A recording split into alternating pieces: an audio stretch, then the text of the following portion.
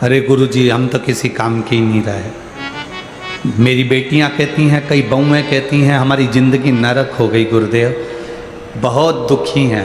हमने पूछा क्या दुख है तुम्हारी ज़िंदगी में? पति बहुत मदिरा पीता है, शराब के नशे में रहता है, गालियाँ देता है, बच्चे सुनते नहीं हैं, चिड़चिड़े हो गए, सास दिन भर हमको गाली देती है, खाने के लिए घर में कुछ नहीं है, तकलीफ़ें इतनी है गुरुजी, इतनी तकलीफ़ है कि पूछो ही मत।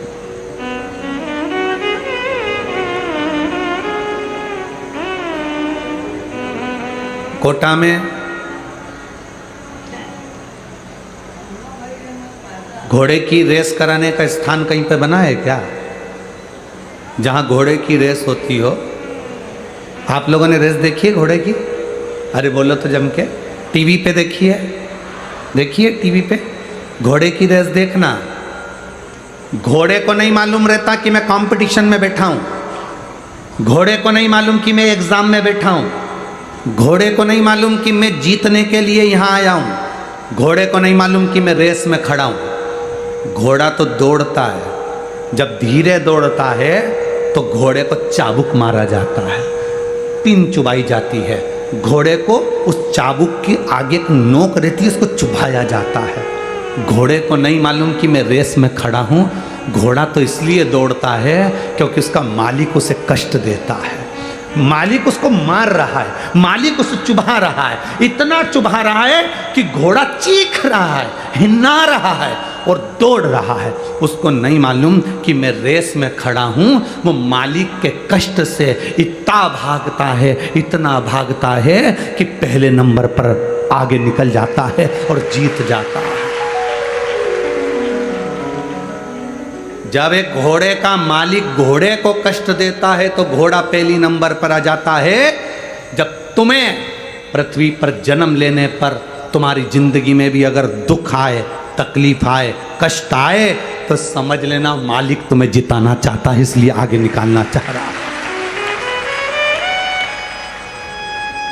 जिंदगी में अगर कष्ट आ रहा है, जिंदगी में तकलीफें आ रही हैं, जिंदगी में थोड़ी सी प्रॉब्लम आ रही है और एक प्रॉब्लम खत्म नहीं होती दूसरी आ जाती है, एक कष्ट खत्म नहीं होता दूसरा आ जाता है, एक तकलीफ खत्म नहीं होती दूसरी आ जाती है। तो ये विचार करना जैसे घोड़े को पिंच करा जा रहा है, तकलीफ दी जा रही है और घोड़ा जीत जाता है। उसको नहीं मालूम कि मैं रेस में खड़ा हूँ। उसी तरह भगवान हमको तकलीफ पर तकलीफ, तकलीफ पर तकलीफ, कष्ट पर कष्ट देता है।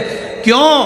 क्योंकि भगवान चाहता है कि मैं तुझे रेस के घोड़े की तरह तुझे आगे निकाल कर ले जाऊं। ये कष्ट नहीं होता तो तू सहन कहाँ कर पाता। राम बन ना जाते तो राम कभी राम बन ना पाते। राम अगर बन नहीं गए होते तो राम कभी राम नहीं बन पाते। राम का बन जाना राम जी का बनने में मूल है।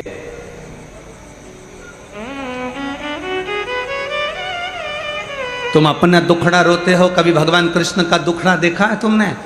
जन्म देने वाली माँ बचपन से छूट गई, बोलो सही है कि गलत है? बचपन में जन्म देने वाली माँ छूट गई, कारागार में पड़े थे, चले गए यशोदा जी के यहाँ, उन पर चोरी का इल्ज़ाम लगा, मक्खन की चोरी का बचपन से इल्ज़ाम लग गया। कितना कितना पूतना आई, तृणावत आया, अघासुर आया, बकासुर आया, कितने कितने असुर आए। कंस खुद का सग्गा मामा भी पीछा पड़ा रहा। जरा सोचो कि भगवान कृष्ण की जिंदगी में कितना दुख आया होगा।